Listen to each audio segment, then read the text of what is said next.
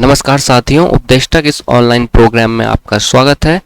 आज से हम शुरू करने जा रहे हैं सीटीटी एग्ज़ाम के इम्पोर्टेंट एमसीक्यूज़। तो इसमें हम कुछ प्रीवियस ईयर के एमसीक्यूज़ लेंगे, कुछ इम्पोर्टेंट एमसीक्यूज़ लेंगे, कुछ एक्सपेक्टेड एमसीक्यूज़ लेंगे जो कि आपकी परीक्षा में आने के जिनके चांसेस ज़्यादा हैं। तो ये सीडीपी एमसीक्यूज़ की प्रैक्टिस सेट नंबर 1 है। इसी तरह धीरे धीरे आपको क्लासेस मिलती रहेंगी। थ्योरी की क्लासेस, कॉन्सेप्चुअल क्लासेस की हमने सीडीपी की प्लेलिस्ट बना रखी है, आप लोग जाके देख सकते हैं। तो चलिए हम ज़्यादा समय को व्यतीत न करते हुए जल्दी से अपने एमसीक्यूज़ की तरफ बढ़ते हैं। ये कुछ चीज़ें हैं, इनके माध्यम से भी आप हमसे जुड़ सकते हैं। ठीक है, तो हम सीडीपी का अपना एमसीक्यूज़ करते हैं। तो सबसे पहला क्वेश्चन हम देखते हैं। ठीक है, हिंदी और इंग्लिश दोनों में है। ठीक है, आनुवंशिकता और पर्यावरण की भूमिका के बारे में निम्नलिखित में से कौन सा कथन सत्य। ठीक है, तो आप लोग इसको खुद भी पढ़ सकते हैं और कमेंट सेक्शन में इसका जवाब भी दे सकते हैं। ठीक है, इससे क्या होगा कि आपकी तैयारी को अच्छा एक मिलेगा। ठीक है, आपको एक अपर एज मिलेगा। तो आप लोग पहले क्वेश्चन वीडियो पॉज करिए, खुद से क्वेश्चन पढ़िए और खुद से आंसर देने की कोशिश करिए, जिससे क्या होगा कि आपकी तैयारी ज़्यादा बूस्टअप होगी। ठीक है, आनुवंशिकता और पर्यावरण की भूमिका के बारे में निम्नलिखित में से कौन सा कथन सत्य है। Which one of the following statement is true about the role of heredity and environment? Heredity and environment हमने आपको डिटेल से पढ़ाया भी था। ठीक है, तो इसका इसका ऑप्शन नंबर 1 है कि विकास के कुछ पहलू आनुवंशिकता और कुछ अन्य पर्यावरण से प्रभावित होते हैं। ठीक है, सीखने और प्रदर्शन करने की एक बच्चे की क्षमता जीनों द्वारा पूरी तरह से निर्धारित की जाती है। ठीक है, सीखने और प्रदर्शन करने की एक बच्चे की क्षमता जीनों द्वारा पूरी तरह से निर्धारित की जाती है। क्या ये सही है? क्या इसमें इन्वायरमेंट का रोल नहीं होता? इससे क्या, इसको पढ़ने के बाद हमें लग रहा है कि सीखने और प्रदर्शन करने की बच्चे की क्षमता जीनों द्वारा पूरी तरह से निर्धारित की जाती है, यानी कि इन्वायरमेंट का कोई रोल ही नहीं है। तो साफ साफ पता चल रहा है कि ये गलत है। ठीक है, अच्छी देखभाल और पौष्टिक आहार बच्चे के किसी भी जन्मजात विकार को दूर कर सकते हैं? नहीं कर सकते हैं। कई सारे रोग होते हैं, ठीक है, कि जो जन्मजात होते हैं और उनको नहीं कर सकते हम दूर। ठीक है, पर्यावरण केवल बच्चे के भाषा विकास में महत्वपूर्ण भूमिका निभाते, तो ये वाला गलत है। ठीक है, पर्यावरण केवल बच्चे के भाषा विकास में महत्वपूर्ण भूमिका निभाते हैं, नहीं। सिर्फ भाषा ही थोड़ी सीख रहे होते हैं हम कल्चर सीख रहे होते हैं, हम बिहेवियर सीख रहे होते हैं। ठीक है, तो बहुत सारी चीज़ें होती हैं। तो विकास के कुछ पहलू आनुवंशिकता और कुछ अन्य पर्यावरण से प्रभावित होते हैं। ठीक है, तो इसका ये राइट आंसर है। जैसे कि वुडवर्थ ने भी हमको बताया था, ठीक है, कि development is equal to heredity into environment होता है। जो हमारा विकास होता है वो आनुवंशिकता और पर्यावरण का गुणनफल होता है, ये हमको वुडवर्थ ने भी कहा था। तो वहीं से ये क्वेश्चन बना हुआ है। ठीक है, तो डायरेक्ट ये ना पूछ के उसने इससे एक क्वेश्चन पूछ ले, तो इसलिए आपको सारी चीज़ें इंपॉर्टेंट होती हैं। थ्योरी को हमने आपको इसी हिसाब से पढ़ाया था। इंग्लिश में भी चलो इसको देख लेते हैं। Which one of the following statement is true about the role of heredity and environment. Certain aspect of development are influenced more by heredity and other more by environment. कुछ एस्पेक्ट ज़्यादा प्रभावित होते हैं हेरिडिटी से और कुछ होते हैं एनवायरनमेंट से। ठीक है, जैसे कि हमारे जीन हैं, उस हिसाब से हमारा कलर होगा, हाइट, वो सब चीज़ें हमारे हेरिडिटी वाले पार्ट से ज़्यादा इफेक्टेड होंगे, और जो हमारा बिहेवियर, कल्चर और लैंग्वेज, ये हमारे प्रभावित ज़्यादा होंगे इन्वायरमेंट वाले पार्ट से। ठीक है, तो ये इसका राइट आंसर है। बाकी इनको डिस्कशन करने की अभी कोई ज़रूरत हमें है नहीं। अब हम अपना दूसरा क्वेश्चन देखते हैं। निम्नलिखित में से कौन सा कथन पियाजे के सिद्धांत के अनुसार कहा नहीं जा सकता है। पियाजे की हमने पूरी क्लास पढ़ाई हुई है, अगर आपको नहीं आता है तो आप क्लास भी दे सकते हैं। बस आप जीन पियाजे सर्च करिए और लास्ट में बाय उपदेष्टा लिख दिए, जीन पियाजे क्लास बाय उपदेष्टा। ठीक है, आपको यूट्यूब पे मिल जाएगा। तो इसका पहला ऑप्शन है विकास गुणात्मक चरणों में होता है। क्या ये आपको सही लग रहा है? तो बिल्कुल ये गलत है। बच्चे अपनी दुनिया के बारे में ज्ञान का निर्माण और उपयोग करते हैं। ठीक है, और निरंतर अभ्यास से अधिगम होता है, और बच्चे अपने पर्यावरण पर क्रिया करते हैं। तो क्वेश्चन नंबर दूसरे का आपको कौन सा ज़्यादा अच्छा ऑप्शन लग रहा है? ठीक है, देखिए आपने यहाँ पे ध्यान रखना है कि यहाँ पे कहा गया है कि निम्नलिखित में से कौन सा कथन पियाजे के सिद्धांत के अनुसार नहीं कहा जा सकता है। तो इसका आपको आंसर करना है development occur in qualitative stages. विकास गुणात्मक चरणों में होता है, बिल्कुल सही है। गुणात्मक भी होता है और क्या होता है, मात्रात्मक भी होता है। Childrens construct and use knowledge about their world, बच्चे अपनी दुनिया के बारे में ज्ञान का निर्माण और उपयोग करते हैं, ठीक है। तो ये भी बिल्कुल सही है, मतलब कि गलत होगा क्योंकि यहाँ पे नहीं पूछा गया है, ठीक है। और निरंतर अभ्यास से अधिगम होता है, learning take place through constant practice.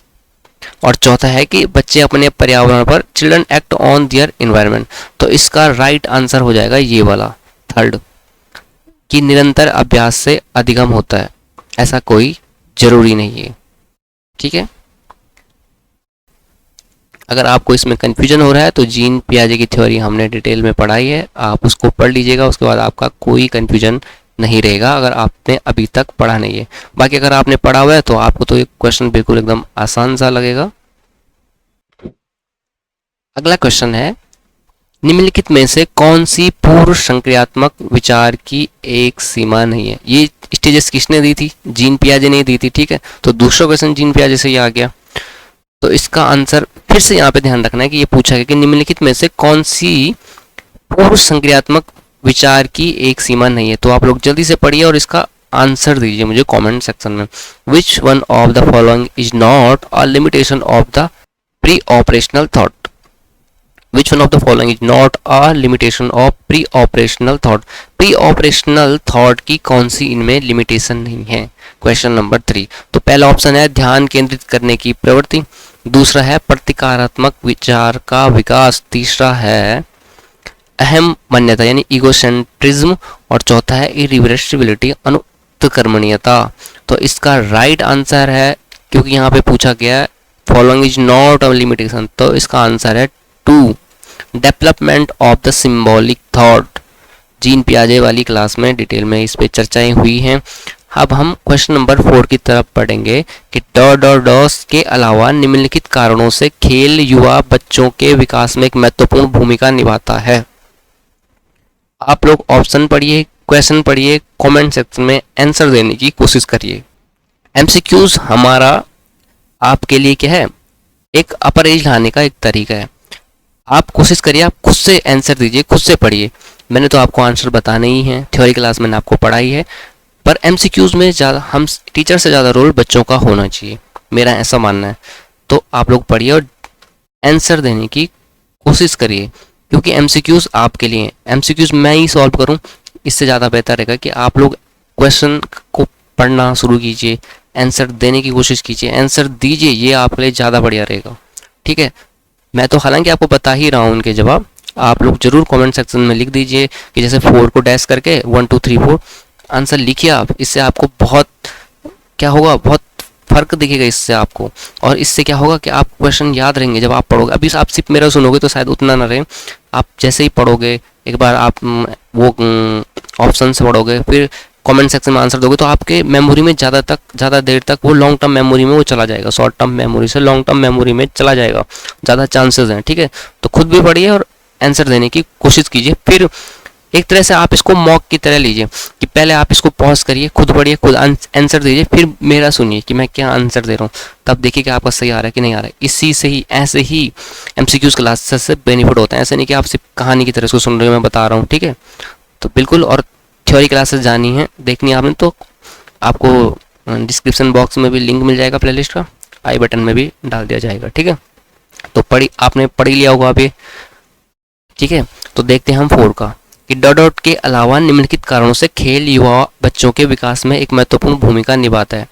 कि ऑप्शन नंबर पहला है कि वे अपने शरीर पर निपुणता प्राप्त करते हैं, यह उनकी इंद्रियों को उत्तेजित करता है, यह समय बिताने का एक सुखद तरीका है, वे नए कौशल हासिल करते और सीखते हैं, उन्हें कब प्रयोग किया जा सकता है, ठीक है। तो यहाँ पे क्या है कि एक्सेप्ट, इसके अलावा बताना आपने कि कौन सा एक महत्वपूर्ण। देखो जब हम खेल खेलते हैं ना, कोई play has a significant role in the development of young children for the following reason except, इसके अलावा ये आपको ये वाला जवाब देना है। तो they gain mastery over their body, बिल्कुल सही है। जब हम फिजिकल एक्टिविटीज करते हैं तो वे अपने शरीर पर निपुणता प्राप्त करते हैं, बिल्कुल सही है। इट स्टिमुलेटेड दियर सेंसेस, जो बिल्कुल सही बात है, उनकी इंद्रियों को उत्तेजित करता है, बिल्कुल ये सही बात है, ठीक है। It is just a pleasant way of spending time, जो समय सिर्फ टाइम बिताने के लिए फिजिकल एक्टिविटी हम कर रहे हैं, ऐसा थोड़ी होता है, ये तो मतलब गलत है, ठीक है। और इसका देखिए चौथा ऑप्शन है कि दे एक्वायर न्यू स्किल, बिल्कुल खेलते खेलते न्यू स्किल उनको मिलेगी, नई नई चीज़ें उन्हें मिलती हैं, नए कौशल, नया वो लर्निंग लेते हैं, ठीक है। तो इसका आंसर होगा आंसर नंबर 3। आंसर नंबर 3 इसका राइट आंसर होगा, क्योंकि पूछा है कि इसके अलावा, एक्सेप्ट पूछा हुआ है, ठीक है। जो ये ब्लैक किया हुआ है यहाँ पे, इसको आपको ध्यान रखना है, ठीक है। अगले क्वेश्चन में हम पढ़ते हैं, निम्नलिखित में से कौन सा प्रश्न बच्चों को गंभीर रूप से सोचने के लिए आमंत्रित करता है, ठीक है। अब पढ़िए आप लोग पॉज करके, मैं भी आपको बता ही रहा हूं। क्या आप इसका उत्तर जानते हैं? देखो यहाँ पे निम्नलिखित में से कौन सा प्रश्न बच्चों को गंभीर रूप से सोचने के लिए आमंत्रित करता है, तो बच्चों को गंभीर रूप से सोचने के लिए वही प्रश्न आमंत्रित करेगा जिसका आंसर सिर्फ हाँ या ना में ना हो, मतलब कि जिसका आंसर डिस्क्रिप्टिव वे में हो, कि सब अपने अपने हिसाब से अलग अलग आंसर दे सकते हैं। ऐसा क्वेश्चन ना हो जो जैसे मैं पूछूं कि क्या भारत की राजधानी दिल्ली है, हाँ या ना, तो बच्चा है तो हाँ ही बोलेगा, ना ही बोलेगा, इसमें वो कुछ सोच नहीं रहा है। पर मैं जैसे कुछ क्वेश्चन पूछूंगा कि अच्छा ये कंडीशन हुई होगी तो ऐसा क्यों हुआ होगा, तो हर किसी के अलग अलग आंसर्स होंगे। तो ऐसे प्रश्न क्या होते हैं कि बच्चों को क्या करते हैं, which of the following question invites children to think critically, जिसमें वो क्रिटिकली सोचते हैं, ठीक है। तो कितना आसान क्वेश्चन है, देखिए आप जवाब दीजिए इसका, ठीक है। तो क्या आप इसका उत्तर जानते हैं? तो इसका आंसर क्या होगा, ये तो हाँ होगा, ये तो ना होगा, तो मतलब ये भी नहीं है, ठीक है। सही जवाब क्या है? सही जवाब क्या है, इससे क्या लगता है आपको? सही जवाब क्या है? वो एक रटी रटी परिभाषा दे सकता है, ज़्यादा चांसेस नहीं है इसमें, ठीक है। तो इसको भी हम गलत कर लेते हैं, ठीक है। क्या आप इस तरह की स्थिति के बारे में सोच सकते हैं? तो ये तो हाँ ही जवाब देगा, तो ना ही जवाब देगा, तो हमने तो क्रिटिकल थिंकिंग करवानी, हाँ या ना जवाब देने में कोई क्रिटिकल थिंकिंग नहीं है। आप ये देखिए विभिन्न तरीकों से हम इसे कैसे हल कर सकते हैं। तो बच्चा आप सोचेगा, सोचेगा मतलब क्रिटिकल थिंकिंग करेगा, तो इसका आंसर ये होगा। तो which one of the following questions invites children to think critically, do you know the answer to this, तो इसका आंसर हो क्या, आंसर क्या देगा, ये तो यस या तो no, that means this is not the right option, ठीक है। Again next is what is the right answer. अब बच्चा इसमें ये थोड़ा ऑप्शन आपको ये वाला ठीक लग रहा होगा, मुझे भी ये ठीक लग रहा है, what is the right answer, पर वो इसमें क्या क्वेश्चन करेगा कि राइट आंसर की वो एक परिभाषा देने की, एक डेफिनेशन देने की कोशिश करेगा, तो ये उतना उपयुक्त नहीं है, हमने सबसे बेस्ट वाला ऑप्शन चुनना है, ठीक है। फिर again next option is can you think of similar situation, क्या आप इस स्थिति के बारे में, क्या आप इस तरह की स्थिति के बारे में सोच सकते हैं? तो ज़्यादातर बच्चा ये तो हाँ है, इसका क्वेश्चन का आंसर क्या देने की कोशिश करेगा, हाँ या ना में, ऐसे ऑप्शन हमको नहीं चुनने। क्रिटिकल थिंकिंग में क्या होगा, what are different way in which we can solve this, after asking this question student will answer a descriptive answer, after teacher asking this type of question student maybe give them different answers, ठीक है। इसका मतलब है कि वहाँ पे student critical thinking कर रहे हैं। तो बहुत ही आसान क्वेश्चन था। आपने क्या करना है, देखिए तरीका ये है कि आप अच्छे से क्वेश्चन को पढ़िए और फिर समझिए, उसके बाद ऑप्शंस को देखिए, और जो सबसे ज़्यादा हो सकता है कि किसी में आपको दो आंसर्स सही लग रहे हो, पर आपने सबसे उपयुक्त वाले पे टिक करना है, ठीक है। तो बहुत ही आसान है, बस आपने इनको सॉल्व करने का, सीडीपी को सॉल्व करने का तरीका है, आप लोग बिल्कुल गंभीर होके, गंभीर से मेरा मतलब है कि एकदम सहज होके, एकदम शांत तरीके से इनको आंसर्स ढूंढिए। बहुत ही आसान क्वेश्चन ये होते हैं, ठीक है। अगला क्वेश्चन है छठवां, निम्नलिखित में से कौन सा विकल्प प्रगतिशील शिक्षा का सबसे अच्छा वर्णन करता है, which one of the following option best describe progressive education, ठीक है। प्रोग्रेसिव एजुकेशन आपने पढ़ी होगी, इंक्लूसिव एजुकेशन आपने पढ़ी है। हम यहाँ पे एमसीक्यूज कर रहे हैं, तो ज़्यादा हम कोशिश करेंगे थ्योरी की तरफ ना जाए, जहाँ पे उपयुक्त लगेगा मैं आपको बता दूंगा। तो पहला हम इसका देखते हैं कि करके सीखना, बिल्कुल। परियोजना विधि और सहयोग से सीखना, बिल्कुल यही सही है, पहला ऑप्शन ही इसका सही है, learning by doing. Progressive education को मैं सीधे सीधे आपको बोलो तो न्यू वर्ल्ड एजुकेशन समझिए आप। नए वर्ल्ड में हम क्या करते हैं, स्टूडेंट सेंटर टीचिंग करवाते हैं, तो लर्निंग बाय डूइंग होना चाहिए, बिल्कुल होना चाहिए। प्रोजेक्ट मेथड होना चाहिए, कोऑपरेटिव लर्निंग होनी चाहिए, बिल्कुल यही सब चीज़ें तो प्रोग्रेसिव एजुकेशन में आते हैं, तो यही इसका राइट आंसर है, ठीक है। दूसरे की thematic unit, regular unit, test, ranking, नहीं, ठीक है, ये इसका नहीं है सही आंसर, ठीक है। फिर दूसरे की personalise learning, ability grouping, labelling student, छात्रों की लेबलिंग क्यों करना है, हम उनको ग्रेड पे कर देंगे कि ये बच्चे ए ग्रेड वाले हैं, बी ग्रेड वाले हैं, बिल्कुल गलत है। परियोजना विधि, क्षमता समूह बनाना, रैंकिंग जहाँ पे आ रहा ना, तो हम बच्चों को बांट रहे हैं कि ये ए वाले स्टूडेंट हैं, A rank, B rank, C rank, इस तरह से नहीं करना है, ठीक है, समझ गए होंगे आप। 6 नेक्स्ट हम बढ़ते हैं 7 क्वेश्चन की तरफ कि प्रगतिशील शिक्षा के बारे में निम्नलिखित में से कौन सा कथन बताते हैं कि शिक्षा स्वयं ही जीवन है, education is itself life.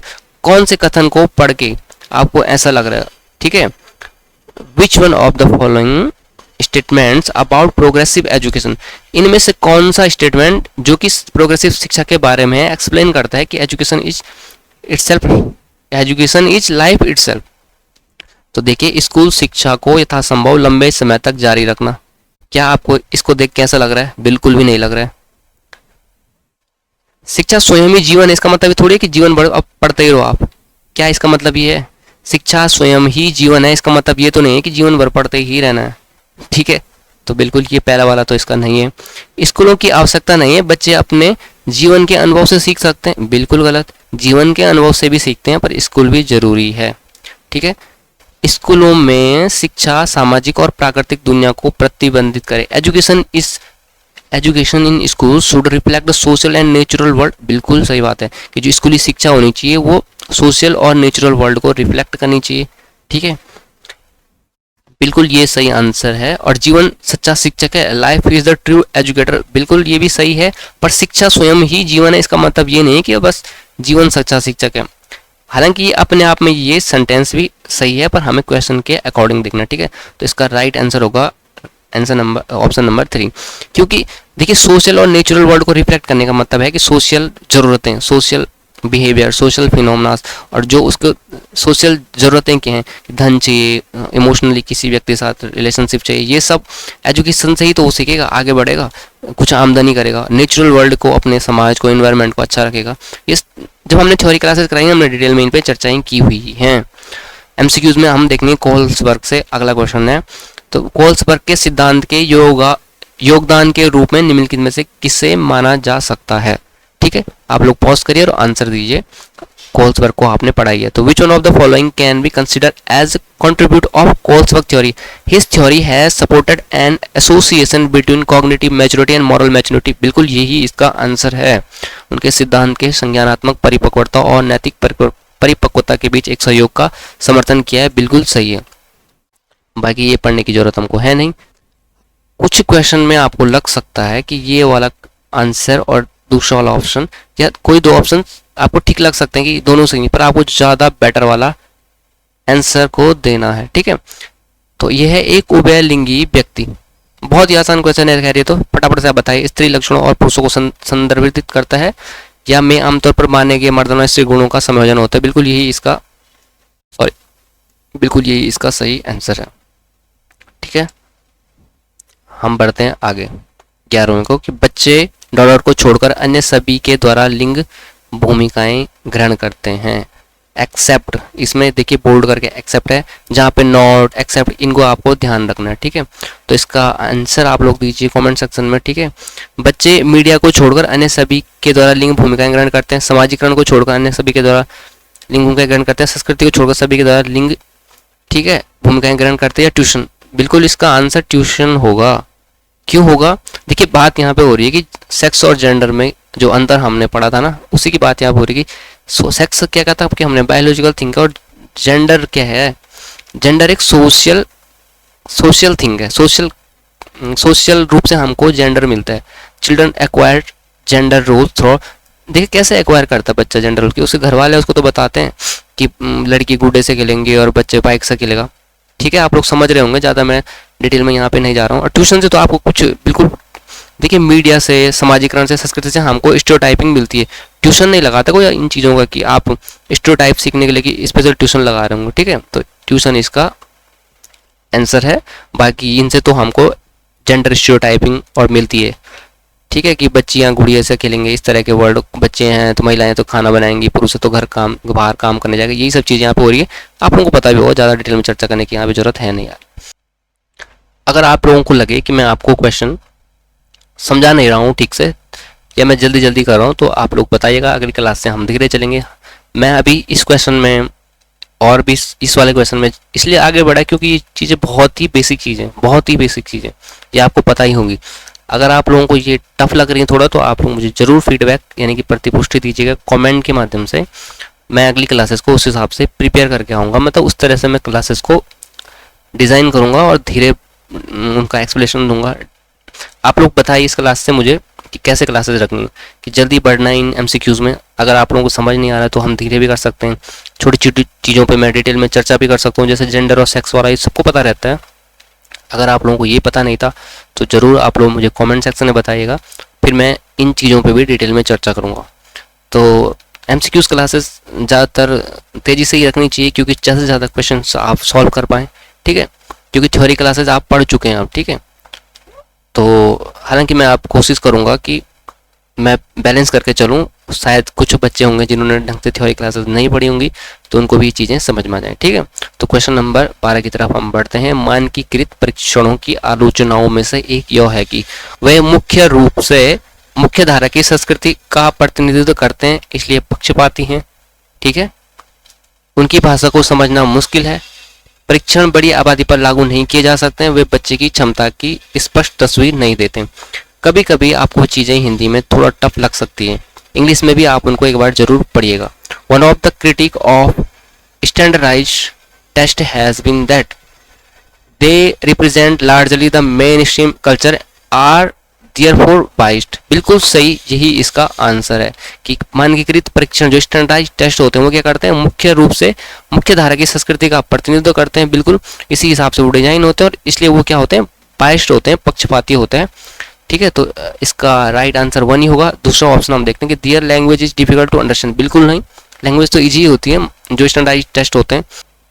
Answer number 1 बिल्कुल सही है, ठीक है। The theory of multiple intelligence says, Harvard gardener की हमने मल्टीपल इंटेलिजेंस थ्योरी पढ़ी थी। तो एकाधिक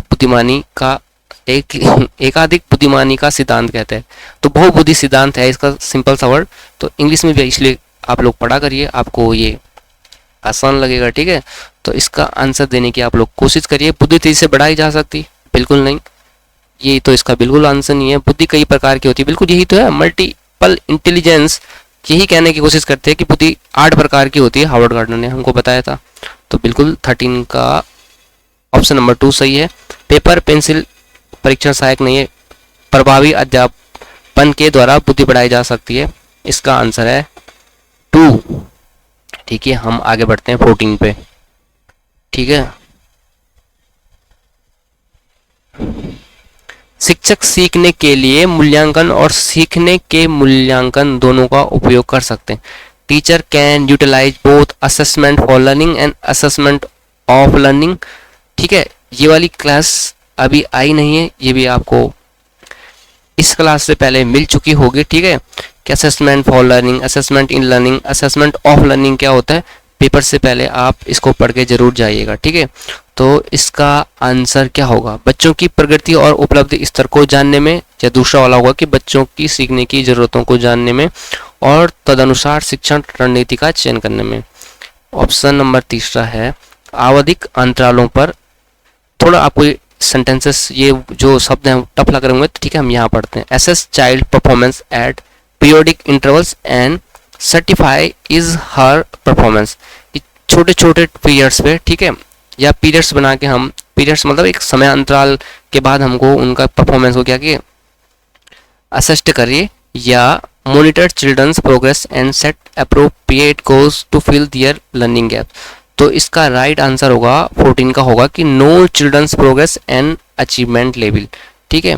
teacher can utilise both assessment for learning and assessment of learning to know childrens process and achievement level. 14 का आंसर नंबर 1 सही होगा, ठीक है। ऑप्शन नंबर 1 सही होगा। 15 को हम देखते हैं अब। निम्नलिखित में से कौन सा सतत और व्यापक मूल्यांकन, सतत और व्यापक मूल्यांकन मतलब कॉन्टिन्यूस एंड कॉम्प्रिहेंसिव एजुकेशन की यहाँ पे बात हुई है, ठीक है, नहीं है। अब ध्यान रखना कि नहीं है, ये चीजें आपको ध्यान रखनी है।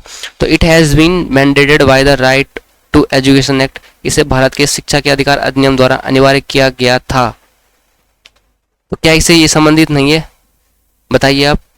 दूसरा ऑप्शन है कि यह शिक्षण अधिगम प्रक्रिया का एक अभिन्न अंग है या नहीं। यह विभिन्न शिक्षा क्षेत्रों में बच्चे की उपलब्धि पर केंद्रित है। It focus on child's achievement in different learning areas. अगला ऑप्शन है it is useful to label children as slow for intelligence. यह बच्चे को धीमे, खराब और बुद्धिमान के रूप में चिन्हित करने के उपयोगी होती है। बिल्कुल नहीं, बिल्कुल नहीं। तो इसका मतलब यही इसका राइट आंसर है, क्योंकि क्वेश्चन में पूछा गया है कि नहीं, नॉट पूछा गया, विच ऑफ द फॉलोइंग नॉट। देखिए जहाँ पे नेगेटिव टर्मिनोलॉजी आएगी ना, कि जैसे कि बच्चे को धीमा, खराब, इस तरह से नहीं करना है, लेबलिंग नहीं करनी है चाइल्ड को। जो भी नेगेटिव टर्मिनोलॉजी आएगी मतलब वही गलत चीज़ है, वो सही चीज़ नहीं है, ठीक है। तो इस तरह से नेगेटिव चीज़ों को सीडीपी में नहीं मान्यता दी गई होती है, ठीक है। ये हर क्वेश्चन पे लागू होगा। तो 15 का क्वेश्चन नंबर 4 है। मैं क्या कहने का प्रयास कर रहा हूँ, अगर थ्योरी क्लासेस आपने पढ़ी है मेरी, आप समझ चुके होंगे। बच्चों में प्रतिभाशालीता डॉट डॉट के कारण हो सकती है।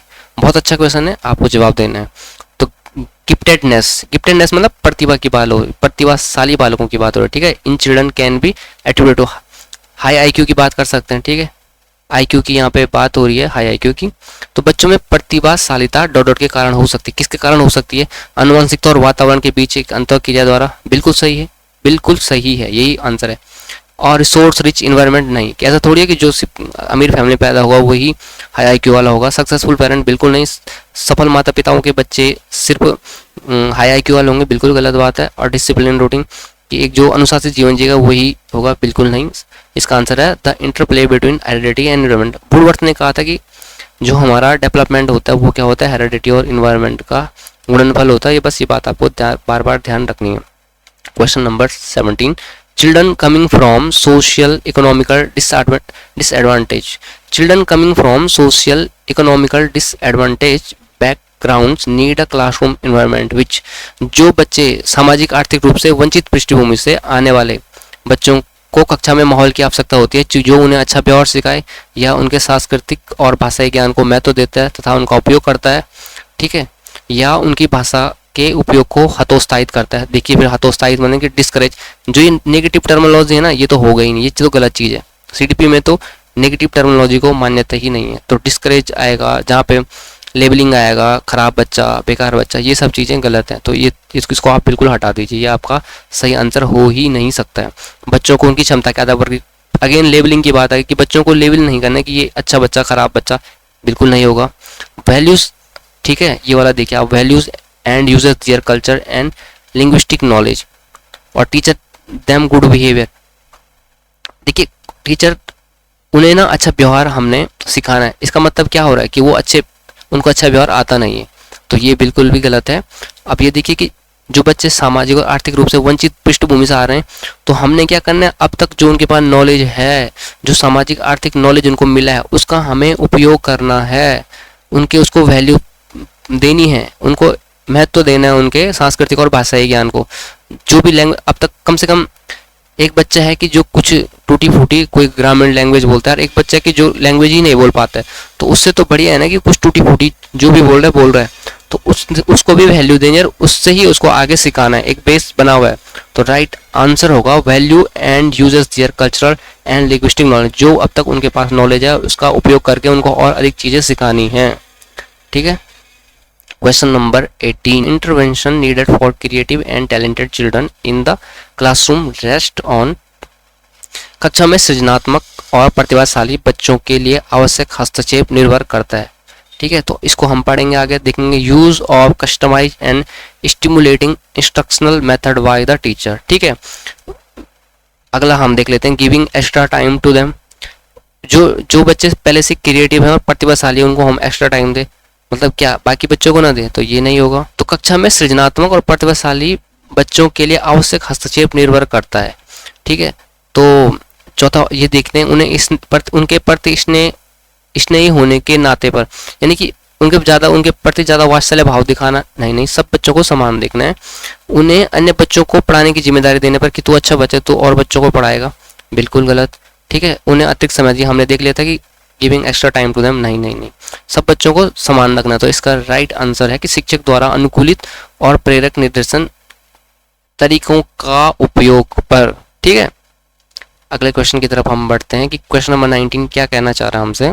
Question number 19, which one of the following ways is not, ध्यान रखिएगा, a suitable way to help hyper active children learn. अति संवेदनशील बच्चों को सीखने में मदद करने के लिए निम्नलिखित में से कौन सा तरीका उपयुक्त नहीं है। पहला है कि एक कार्य को छोटे प्रखंडनीय खंडों में तोड़ना, breaking up a task into small manageable segment. ठीक है, या offering alternative ways of learning, अधिगम के वैकल्पिक तरीकों की पेशकश करना, including physical activity in their daily schedule, ठीक है, उनके दैनिक कार्यक्रम में शारीरिक गतिविधि का समावेश करना। ऑप्शन नंबर 4 है रिप्रीमेंडिंग देम ऑप्टन फॉर बीइंग रेस्टलेस, बेचैन होने पर अक्सर उन्हें फटकार लगाना। ये नेगेटिव टर्मिनोलॉजी है, इसका मतलब ये चीज़ नहीं होनी चाहिए और नहीं हमें पूछा गया, तो इसका राइट आंसर है ऑप्शन नंबर 4। ठीक है, देखिए कितनी आसानी से सॉल्व हो गया। Question number 20, patterns of divergent thinking identify children who are. हमने डाइवर्जेंट थिंकिंग, कन्वर्जेंट थिंकिंग, ठीक है, सब चीज़ें पढ़ी हुई है, आप लोग थ्योरी क्लास देख सकते हैं। अलग अलग सोच वाले पैटर्न उन बच्चों की पहचान करते हैं। किन बच्चों की पहचान करते हैं कि विकलांग, डिसेबल, या दूसरा है डिसलेक्सिया वाले, या सृजनात्मक, या क्या है प्रत्यास्थी हैं। तो pattern of divergent thinking identify children whose are, क्या कहना क्वेश्चन कर रहा है कि जो बच्चे अलग अलग तरीके से सोचते हैं, तो कैसे बच्चे होंगे वो जो डाइवर्जेंट थिंकिंग कर रहे हैं। सिंपल सा है कि वो बच्चे क्रिएटिव होंगे, क्रिएटिव लोग ही तो डाइवर्जेंट थिंकिंग करते हैं, क्रिएटिव लोग ही तो अलग अलग तरीके से सोचते हैं। बहुत ही सिंपल क्वेश्चन था ये, देखिए कुछ नहीं था इसमें। Okay, you understood, then we move for next question. Which one of the following does not, ध्यान रखना आपने नहीं पूछा गया। Describe the way in which a teacher can model problem solving for children in the classroom. Hindi में भी मैं पढ़ लेता हूँ, आप लोग घबराएं मत। निम्नलिखित में से कौन सा शिक्षक द्वारा कक्षा में बच्चों के लिए समस्या हल करने के तरीकों का वर्णन नहीं करता है। बिल्कुल आसान क्वेश्चन है, आप लोग तुरंत जवाब दीजिए इसका। तो हम इसके ऑप्शंस पढ़ लेते हैं। किसी विशेष समस्या को हल करने के बारे में अपने विचार प्रतिक्रियाओं पर चर्चा करना। अगेन ध्यान रखने की नहीं पूछा हुआ, ठीक है, ठीक है। दूसरा है कुछ हल करते समय गलतियों को करने के प्रति ईमानदार रहना। तीसरा है सोच विचार परीक्षण और विभिन्न उत्तरों जैसी शब्दावली का प्रयोग करना, या अभिसरण उत्तरों वाले प्रश्न पूछना। Which one of the following does not describe the way in which a teacher can model problem solving for children in the classroom?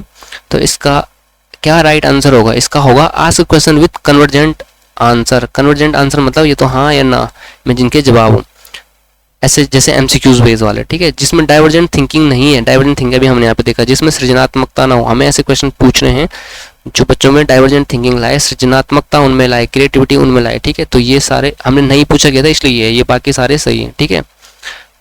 Discuss your thought process about solving a particular problem, बिल्कुल करना चाहिए। Be honest about, अब देखिए मैं इनको cut कर देता हूँ क्योंकि आप लोग कंफ्यूज जाएंगे, तो राइट आंसर इसका ये, बाकी ये चीज़ें सही हैं, ठीक है। नहीं पूछा गया इसलिए मैं इनको कट कर रहा हूँ। Be honest about making mistake value, बिल्कुल सही बात है, गलती होनी चाहिए, बस रिपीट नहीं होनी चाहिए। Use vocabulary like think ideas travel and different answer, बिल्कुल सही, आप लोग समझ गए होंगे। क्वेश्चन नंबर 22 की तरफ हम बढ़ते हैं। Which one of the following is an emotion, इसमें से कौन सा एक इमोशन है? देखिए इतना सरल क्वेश्चन है, बताइए। मेमोरी क्या आपका इमोशन है? बताइए।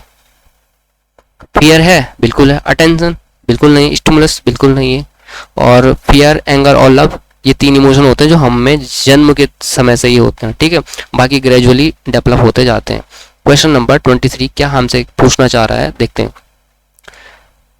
एक 3 साल का बच्चा बताता है कि दूध बूथ पर एक मशीन द्वारा दूध का उत्पादन होता है। सिंपल है, एक स्टेटमेंट दिया हुआ है। निम्नलिखित में से कौन सा बच्चे की समझ का सबसे अच्छा स्पष्टीकरण प्रदान करता है? 3 year old child explains that milk is produced by a machine at the milk booth। एक 3 साल का बच्चा हमें कह रहा है कि जो मिल्क हमें कहाँ से मिलता है, कि मिल्क एक मशीन से प्रोड्यूस होता है। दूध का उत्पादन कहाँ से होता है? कि एक मशीन से होता है, जो उसने देखा होगा कि दूध बूथ पे, ठीक है। सिंपल स्टेटमेंट है। Which one of the following offers the best explanation of the child's understanding, इनमें से कौन सा बेस्ट एक्सप्लेनेशन देता है कि बच्चे की सोच का, ठीक है, बच्चे की समझ का, ठीक है। तो पढ़िए आप इसके, सॉरी यहाँ पे हम थे 23, ठीक है। तो बच्चे को दुनिया का बहुत सीमित अनावरण ज्ञान है। क्या यहाँ पे हमको ये ऐसा पता चल रहा है कि the child has very limited exposure of the world? आपको अभी लग रहा होगा ना कि ये सही है, क्योंकि आप सोच रहे होंगे कि बच्चे ने सिर्फ गाय से दूध निकलते हुए देखा नहीं होगा, तो उसको लग रहा होगा कि मशीन से ही दूध आता है। दूसरा पढ़िए, the child's answer is based on his her experience for buying milk from the milk. बिल्कुल ये एक्सपीरियंस जो उसने कहा ना, इसका मतलब थोड़ी कि बच्चे को समझ कम है या कुछ और चीज़ें, बच्चे ने जो देखा उसने वही तो बताया। पर यहाँ पे देखिए बच्चे का जवाब, अब चलो मैं इन तीनों को इसको पढ़ लेता हूँ। पहले बच्चे ने गाय को कभी देखा नहीं है, ठीक है, और बच्चे का परिवार बच्चे को प्रेरक वातावरण प्रदान नहीं करता है। ये ना नेगेटिव चीजें हो रही हैं। बच्चे को दुनिया का बहुत सीमित ज्ञान है, हमें ना हमेशा पॉजिटिव आंसर ढूंढना है, पॉजिटिव पे टिक करना है। तो बच्चे का जवाब दूध खरीदने के अनुभव पर आधारित है। बस हम इतना ही अभी कह सकते हैं उसके बारे में। हमें नेगेटिव आंसर नहीं देने कि बच्चे ने गाय ही नहीं देखी, ये भी तो नेगेटिव एक तरह से कि बच्चा क्या है कि बहुत सीमित नॉलेज है उसको, उसने दुनिया देखी नहीं। नेगेटिव चीज़ों को नहीं चुनना, आपने पॉजिटिव चीज़ों को ही चुनना है, वही आपका सही आंसर रहेगा। मैं आपको सिंपल ट्रिक बता रहा हूँ, सिंपल ट्रिक मैं अगेन आपको बता रहा हूँ कि नेगेटिव चीज़ें कभी आएंगी ही नहीं सीटीपी में। पॉजिटिव रहना है, पॉजिटिव चीज़ों को चुनना है, बस इसको आप करिए, आपके 10-12 क्वेश्चन तो ऐसे ही सॉल्व हो जाएंगे, ठीक है। Which one of the following best describe a teacher role. Teacher की भूमिका क्या होनी चाहिए? एक सुविधा प्रदाता के रूप में टीचर की भूमिका होनी चाहिए। टीचर एज फैसिलिटेटर, कोई ज्ञान बांटने वाला नहीं है, वो सुविधा प्रदाता है उनको, कि उनको पाठ्यक्रम को उनको समझने में उनको सुविधा प्रदाता है। फैसिलिटेटर है कि बच्चे समझ पाए पाठ्यक्रम को, ठीक है। ये मैंने बता दिया, अब आप बताइए कि इसका राइट आंसर क्या है। मैंने आपको अगेन बता दिया कि टीचर की भूमिका हमेशा होगी एज अ फैसिलिटेटर, ज्ञान देने वाला नहीं है कोई, बस वो है कि बच्चों को पाठ्यक्रम में दी गई चीज़ों को समझने में हेल्प करने वाले की भूमिका है टीचर की। तो बताइए इसका राइट आंसर क्या होगा। अब मैंने बता दिया तो आंसर आप लोग दे ही सकते हैं। मैं पढ़ लेता हूँ कि कक्षा में शिक्षक की सबसे महत्वपूर्ण भूमिका अनुशासन को बनाए रखना है। क्या ये होगा इसका आंसर? दूसरा है, एक शिक्षक को निर्धारित पाठ्य पुस्तक का पालन करना चाहिए। यह पाठ्यक्रम को समय पर पूरा करने के साथ साथ दोहराने के लिए पर्याप्त समय देना महत्वपूर्ण है। या ये हुआ कि आराम के लिए जगह, क्रिएटिंग और रिलैक्स, आराम के लिए जगह बनाना, सोने से मतलब नहीं। यहाँ पे इंग्लिश में पढ़िए आप लोग, क्रिएटिंग और relax space where children learn through dialogue inquiry. बिल्कुल सही है, बच्चे संवाद कर पाएँ और पूछताछ कर पाएँ, डरे ना वो, एक क्या हो डेमोक्रेटिक क्लासेस हों, लोकतांत्रिक कक्षाएं हों। यही इसका राइट आंसर है। क्वेश्चन नंबर 25 हमसे क्या पूछना चाह रहा है? क्वेश्चन नंबर 25 को हम देखेंगे। विच one of the following classroom encourage rich learning. निम्नलिखित में से कौन सी कक्षा समृद्ध शिक्षा को प्रोत्साहित करती है? ठीक है, बहुत सिंपल सा क्वेश्चन पूछा है, आप लोग पढ़िए, आप लोग इसका जवाब खुद ही दे देंगे। वह कक्षा जिसमें प्रदर्शित विभिन्न प्रकार की सामग्री बच्चों की पहुंच से परे हो ताकि सामग्री लंबे समय तक चलती रहे। ये कौन सी बात हुई कि जो टीचिंग लर्निंग मटेरियल या टीचिंग एड्स वहाँ आए हुए हैं, बच्चों से कंप्यूटर आए हैं, दूर रख दो ताकि लंबे समय तक चले। क्या ही सही आंसर है? बिल्कुल गलत है। वह कक्षा जिसमें खुली गतिविधि हो, कोने हो, और चलो इसको इंग्लिश में पढ़ते हैं। A classroom with open activity, बिल्कुल सही है। Corners and a variety of children's literature in open shelves accessible any time of the day, बिल्कुल सही है कि उनको जो भी चिल्ड्रंस लिटरेचर है ना, उनको एक्सेसिबल होना चाहिए, वो किसी भी टाइम पढ़ सकें, बिल्कुल सही है, यही होगा इसका सही answer. A classroom with neatly organise material in cupboard brought once a week, कि अलमारी में अच्छी तरह से संगठित सामग्री हो, सजा धजा के रखे, पर बच्चों को दी न जाए, जहाँ सामग्री सप्ताह में एक बार मुक्त खेल के लिए बाहर लाया गया हो, बिल्कुल नहीं, कि सजा सुजा के तो रखिए पर बच्चों की पहुंच से बहुत कम एक्सेसिबल है उनके लिए। पाठ्य पुस्तक सामग्री द्वारा संचालित संरचित और योजनाबद्ध अधिगम वाली कक्षा। Classroom with structured and plan learning, a classroom with structured and planned learn driven by text book content, बिल्कुल स्ट्रेटजी प्लानिंग से तो हम चल रहे हैं, पर क्लासेस एकदम बोरित हो गई कि व्याख्यान ही दे दिया। सिर्फ स्ट्रक्चर और प्लानिंग करने से नहीं होगा, उनको डिलीवर भी अच्छे लोकतांत्रिक तरीके से करना होगा। तो 25 का सबसे बेस्ट आंसर है कि दूसरा वाला, ठीक है। 26 की तरफ हम बढ़ते हैं। Which one of the following best describe the role of text book. Text book का रोल क्या है क्लासरूम में? आप लोगों को इसके लिए कुछ पढ़ने की जरूरत नहीं है, आप खुद के कॉमन सेंस से इसका आंसर दे सकते हैं। बताइए क्या है? निम्नलिखित में से कौन सा कक्षा में पाठ्य पुस्तकों की भूमिका का सबसे अच्छा वर्णन करता है? कि वे कक्षा में उपलब्ध संसाधनों और संदर्भ सामग्री में से एक है, वे एक राज्य या राष्ट्र के अधिगम के एक रूपता बनाए रखते हैं, वे अध्ययन के पाठ्यक्रम के बारे में शिक्षकों को और माता पिता को मार्गदर्शन प्रदान करते हैं, वे संसाधन रहित संदर्भ में सबसे आवश्यक अधिगम संसाधन है। Which one of the following best describe the role of text book. अगर ये क्वेश्चन आपको नहीं आ रहा ना, तो आपको जरूरत है अपनी थिंकिंग प्रोसेस को चेंज करने की। तो इसका राइट आंसर होगा they are one of the resources and reference material available in the class. Simple है, वो रिसोर्सेज हैं और रेफरेंस मटेरियल है कि बच्चे क्या पढ़ाना है और बच्चे क्या पढ़ना चाहते हैं, वो रिसोर्सेज है। सिंपल सा था ये, ज़्यादा मैं इस पर डिस्कशन नहीं करूँगा, आप लोग भी समझते हैं, बहुत ही आसान क्वेश्चन था ये। 27 को हम देखेंगे, राष्ट्रीय पाठ्यक्रम framework, national curriculum framework 2005, NCF 2005। अगर आपने नहीं पढ़ा है तो सर्च करिए NCF 2005 बाय उपदेष्टा। यहाँ पे देखिए उपदेष्टा की स्पेलिंग लिखी हुई है, ठीक है आपको, या फिर आप प्लेलिस्ट CDP वाले में जाके आप देख सकते हैं। तो राष्ट्रीय पाठ्यचर्या फ्रेमवर्क 2005 ने अपनी समझ डॉट डॉट से प्राप्त की। क्या है इसका राइट आंसर? इसका है रचनावाद, कंस्ट्रक्टिविज्म, ठीक है। अगर आपने नहीं पढ़ा है तो पढ़ लीजिए, क्लास CDP की प्लेलिस्ट पूरी की पूरी पढ़ी हुई है, ठीक है। नेक्स्ट क्वेश्चन की तरफ हम बढ़ते हैं। Question number 28, the children in a class can be considered to be motivated. कक्षा में ना हम बच्चों को कब समझेंगे कि वो क्या है? प्रेरित यहाँ पे मैं प्रेरित को, इसको हम लिख सकते हैं कि मोटिवेटेड को अभिप्रेरणा कहते हैं हिंदी में, ठीक है। तो कब हम बच्चों को देख के कह सकते हैं कि वे मोटिवेटेड हैं? तो पहला ऑप्शन है कि they come to school nearly dressed in uniform, वह अच्छी तरह से वर्दी पहने स्कूल आते हैं। क्या इसका मतलब ये है कि वो मोटिवेटेड है? इससे कुछ पता नहीं चलता है कि मोटिवेटेड है नहीं है। घर वाले हो सकते छोटे बच्चों को घर वाले अच्छे कपड़े पहना दें, पर हो सकता है कि बच्चे का बिल्कुल मन न हो स्कूल आने का, ठीक है, तो ये भी नहीं होगा। वे कक्षा में अनुशासन बनाए रखते हैं, दे maintain discipline in the classroom. अगर बच्चे क्लासरूम में डिसिप्लिन बनाए रखते हैं, क्या इससे आपको पता चल रहा है कि वो मोटिवेटेड है? हो सकता है वो टीचर के डर से डिसिप्लिन को मेंटेन कर रहे हो, तो ये भी इसका नहीं होगा। All are regular in attendance, वे सभी उपस्थिति में नियमित हैं, रोज स्कूल आते हैं। क्या इससे पता है कि वो मोटिवेटेड नहीं है? हो सकता है उनके माता पिता को जबरदस्ती भेज रहा हूँ। They ask question seeking clarification from the teacher, बिल्कुल यही इसका राइट आंसर होगा कि वो सीखने की उनके अंदर ललक है और वो ललक उसके लिए वो टीचर से क्वेश्चन पूछते हैं। इसका मतलब वो अभिप्रेरित हैं, उनके अंदर मोटिवेशन है सीखने के टुवर्ड, ठीक है, बहुत सिंपल था। क्वेश्चन नंबर 29, निम्नलिखित में से कौन सा बच्चों में अधिगम में सुधार करने के लिए सबसे उपयुक्त है? अधिगम कहते हैं लर्निंग को, ठीक है। Which one of the following is the most suitable to improve children's learning? Learning को इम्प्रूव करने के लिए सबसे ज़्यादा सुटेबल क्या होता है? बहुत ही आसान क्वेश्चन, ये भी आप लोग पढ़िए, कमेंट सेक्शन में इसका आंसर दीजिए, ठीक है। Regular assessment test should be conduct, नियमित मूल्यांकन परीक्षा आयोजित की जानी चाहिए, ठीक है। क्या ये बच्चों में लर्निंग के लिए सबसे उपयुक्त रहेगा कि बार बार उनका टेस्ट लो और उनके क्वेश्चन देखो कि हाँ ये सीख रहे हैं नहीं सीख रहे हैं? बिल्कुल नहीं। Teacher should explain the content using different example and illustration, शिक्षक को विभिन्न उदाहरणों और चित्रों का उपयोग करके विषय की व्याख्या करनी चाहिए, ठीक है। क्या ये लर्निंग के लिए सबसे अधिक उपयुक्त है? उपयुक्त तो ये है, पर क्या ये सबसे उपयुक्त है, इसको अभी हम देखते हैं, ठीक है।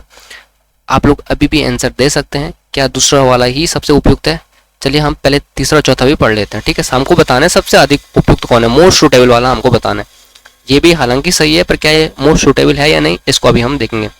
कक्षा में सभी प्रकार की शिक्षण सामग्री होनी चाहिए, बिल्कुल सही बात है। All types of learning material should be there in classroom always, but this is most suitable answer और नॉट, ठीक है। Next, teacher should facilitate children to interact with each other on real life situation, शिक्षक को वास्तविक जीवन स्थितियों पर बच्चों को एक दूसरे के साथ बातचीत करने में मदद करनी चाहिए, ये भी सही है। तो अब इन तीनों में से आपको मोस्ट सुटेबल बताना है, मोस्ट सुटेबल आपको बताना है। तो मोस्ट सुटेबल इसमें होगा teacher should facilitate children to interact with each other on real life situation, बिल्कुल रियल लाइफ सिचुएशन से बच्चे ज़्यादा सीखेंगे, उनकी जो लर्निंग है उसको इम्प्रूव, यही सबसे ज़्यादा राइट आंसर है 29 का 4, ठीक है। ये भी सही है, ये भी सही है, पर हमें सबसे ज़्यादा उपयुक्त बताना है, तो बस 4 वाला सबसे ज़्यादा उपयुक्त है। आज का हमारा लास्ट क्वेश्चन है, the discipline which has a significant role in a learning environment each of the kind which helps, अनुशासन जो अधिगम वातावरण में एक महत्वपूर्ण भूमिका निभाता है, किस तरह मदद करता है? अनुशासन किस तरह से मदद करता है हमारी लर्निंग में, हमारे अधिगम में, ठीक है। बच्चों को उनको पाठ रट कर याद करने में। चिल्ड्रन रोट मेमोराइज दियर लेसन। रोट लर्निंग तो होनी नहीं चाहिए, रटना तो है ही नहीं, ठीक है। तो सही नहीं, ये गलत करना मैं यहाँ पे चाह रहा था, ठीक है। शिक्षकों को निर्देश देने में। टीचर्स टू गिव इंस्ट्रक्शन, कि बच्चे टीचर्स निर्देश दे रहे हैं बच्चों को ऐसे करो वैसे करो, क्या ये राइट रहेगा? बिल्कुल नहीं। टू क्रिएट साइलेंस, कि बच्चे डिसिप्लिन रखो भाई, कि चुपचाप रहो, क्या ये सही है? बिल्कुल नहीं। अब बच्चा एक ही है तो वही आंसर होगा। बच्चों को अपनी शिक्षा को विनियमित और मॉनिटर करने के लिए। Children to regulate and monitor their learning, बिल्कुल राइट आंसर यही है, ठीक है। आज के हमारे 30 क्वेश्चंस हो चुके हैं। आप लोगों की प्रतिपुष्टि यानी फीडबैक को मैं जरूर पढ़ूंगा। क्लासेस जो मैं क्वेश्चन का एक्सप्लेनेशन दिया आपको, मैंने कई चीज़ों पे ज़्यादा डिस्कशन नहीं किया। मुझे लग रहा है कि आप लोग थ्योरी क्लासेस पढ़ के आए होंगे तो आप लोगों को चीज़ें क्लियर होंगी। आपको अगर चाहिए कि मैं बिल्कुल बेसिक से एक्सप्लेनेशन भी दूँ उन चीज़ों में, तो बिल्कुल आप लोग मुझे कमेंट सेक्शन में फीडबैक दीजिएगा। मैं अगली क्लासेस से बिल्कुल डिटेल में चर्चाएं करूंगा। हालांकि बहुत बड़ी क्लास हो जाएगी, फिर भी जहाँ पे मुझे ज़रूरत लगेगा, जो क्वेश्चन टफ रहेगा उसको मैं, टफ क्वेश्चन को तो मैंने एक्सप्लेन किया ही है इस क्लास में भी, पर जो मॉडरेट हैं या जो इजी क्वेश्चन है मैं उन पर भी थोड़ा और चर्चाएं करूँगा, अगर आप लोग मुझे ऐसा कहेंगे। आज के हमने 20 क्वेश्चन देख लिए। इसी तरह से ये सीरीज आगे चलती रहेगी।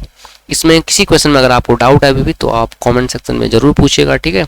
अगर इन क्वेश्चंस की आपको पीडीएफ चाहिए ताकि आप लोग बाद में भी इसको सॉल्व कर सके क्लास नोट के फॉर्म में, यानी कि जो इस पर लिखा हुआ है, टिक किया हुआ है, उस हिसाब से चाहिए या विदाउट टिक वाली चाहिए, मैं आपको प्रोवाइड करवाने के लिए बिल्कुल खुश हूँ, हैप्पी हूँ। तो चलिए, आज के हमने देख लिए। लगातार आपके लिए MCQ सेशंस आते ही रहेंगे। हमारे चैनल से आप जुड़े रहिएगा।